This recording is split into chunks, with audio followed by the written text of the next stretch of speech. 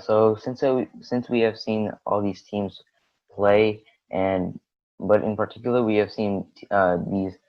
We've been really focusing on these teams that are not in the playoffs in the West, and that are looking to make a run for the 8 seed in the West.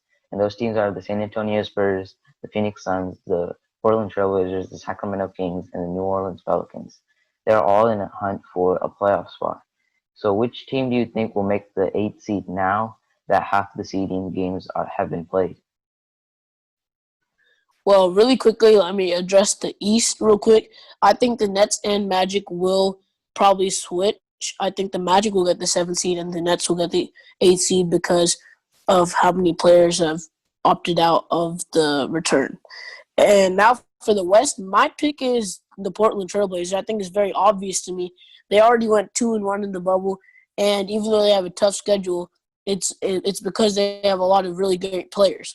And I think because Memphis has lost Jared Jackson Jr., they could very well, like I said before, go winless 0-8 in the seeding games, and that's why I think the Trailblazers might actually be in a play-in with the Phoenix Suns, and that's really a surprise because they were just the 13th seed just a couple of weeks ago, and now they're the 10th seed, and I think they're the 10th seed, and I definitely think that now because they're undefeated in the bubble, they're 4-0.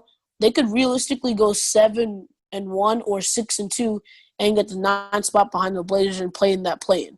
But besides them, I don't really see any other team competing for the 8 seed and realistically making it. Yeah, I think the team that will probably make it is the Portland Trailblazers. I mean, they have a lot of great players that has a lot of experience in these like type of moments where you need to win these games. And I think since all their players are healthy and Zach Collins and Yusuf Nurkic, they can possibly get all the way to the 8 seed and maybe even have a tough series with the Lakers. And I think the Portland Trailblazers can be that team this year that may surprise many NBA fans. But the Spurs have also had a great run during this seeding games, and they're 2-2. But I think it was a couple of days ago where they were the 9th seed, and it kind of surprised me as like they didn't have LaMarcus Aldridge and they had to rely on DeMar DeRozan. But I don't really think they'll get there. I think it was kind of a surprise, and even though they made the playoffs for 22 years in a row, and they're hoping to make it again this year. I don't think it will really happen with teams like the Portland Trailblazers and the Pelicans getting in. And with the Pelicans, I really lost my hope in them. I thought they would do well, especially with how the NBA planned everything out, trying to get the Pelicans into the playoffs. But they haven't really shown that they can get into the playoffs and because they haven't played Zion Williamson that much, and they haven't really been a great team during this Orlando bubble. Yeah, I agree with you on all those points. I think the Trailblazers. I'm surprised that the Suns have been doing this good. Like I said before, I'm pretty sure you are too. I think they've shocked a lot of people. Yeah. And what in what scenario do you think the Pelicans have any type of shot? Because it's really been it's really been shocking for them to have the easiest schedule in the league and now be the 13th seed in the West. What type of scenario, other than possible injuries or coronavirus contractions, do you see the Pelicans making the playoffs? Um, I don't know. I think from here, I think they played 4 games so far. So I think if they want to possibly get into that play-in tournament, they need to win these next 4 games, and their players need to step up. I think the Pelicans really need to play Zion Williamson more. I know they're kind of hesitant to play him because he's really injury prone ever since he's played in college and now in the NBA. So I understand why the Pelicans are not playing him that many minutes, but they're trying to get to the playoffs, and I think many players or many fans are rooting for the Pelicans to make the playoffs, and so is the NBA, so that they can make more money. So I think Pelicans really need to step up their game, and Lonzo Ball, Drew Holiday, Brandon Ingram, Zion Williamson, Josh Hart, all those players need to step up big time if they want to make the playoffs.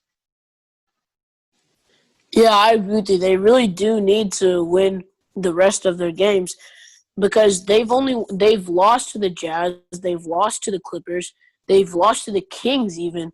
They've only won against the Grizzlies, so they're 1-3 right now. But I do think it's very possible they win their next 4 games because it's against the Wizards, the Spurs, the Kings, and the Magic. So all like teams that are racing to the like bottom seeds. So it's all very possible that they do win their next 4 games. I just see like even then they won't. Even if they do all that they can to win those next 4 games, I think I think the Trailblazers and the Suns will just do too much winning for them to have a chance of making the playoffs. Yeah, so like I said, these teams have really showed out during these bubble games, and some teams have showed that they are really dangerous. So, which team do you think could possibly best compete with the Los Angeles Lakers? Well, we all know the Los Angeles Lakers have clinched the number 1 seed, so they will definitely be playing whoever um, makes the 8th seed. And my pick has got to be obviously the Blazers. And the Lakers have their dynamic duo in Anthony Davis and LeBron James. And so do the Portland Trailblazers. They got Damian Lillard and CJ McCollum. And those are 2 very deadly pieces that make what I believe the second best backcourt in the league behind Steph Curry and Klay Thompson. I think Damian Lillard will elevate his game even more in the playoffs, probably average over 30 points per game.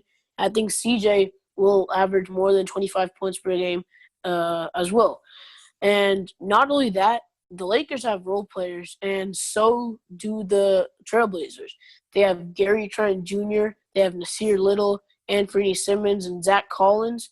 Those are great role players for the Trailblazers that will definitely have a huge impact in how their possible series could go. And finally, they also have 3 almost star level, but better than role player types of players in Yusuf Nurkic, Carmelo Anthony, and Hassan Whiteside. They're not role player level, but they're not star level. They're kind of in between.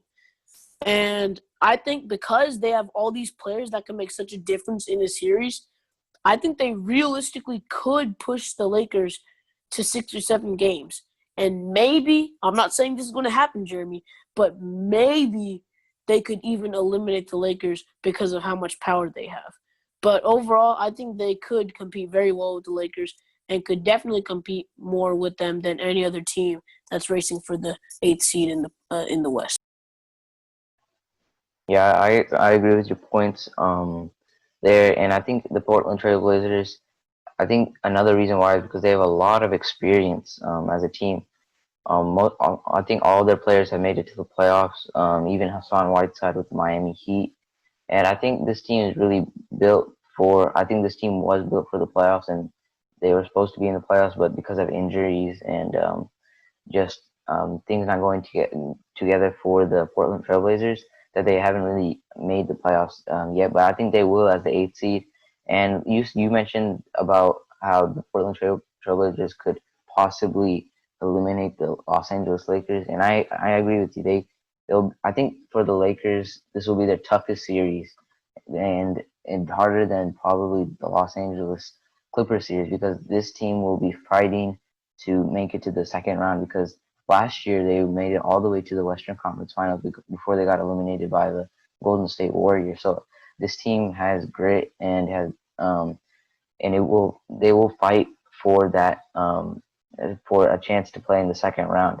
And I think they will maybe possibly like you said, maybe beat the Los Angeles Lakers.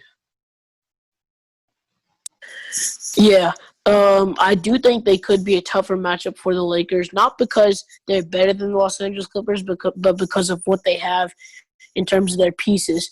Now, like you said, they dealt with a bunch of injuries this year to Zach Collins and Yusuf Nurkic, some injuries to CJ McCollum and Damian Lillard.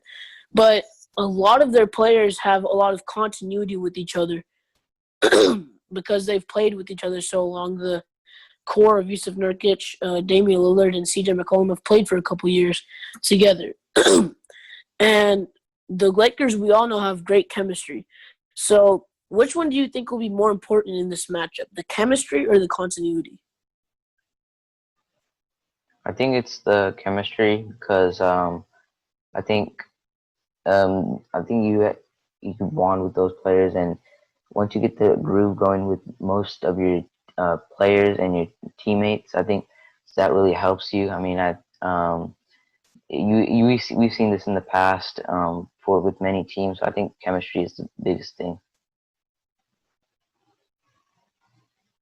Well, I would disagree with you there because, like we also said like podcast before, chemistry is a big part, but because of injuries to the Portland Trailblazers, they haven't really been able to build that chemistry.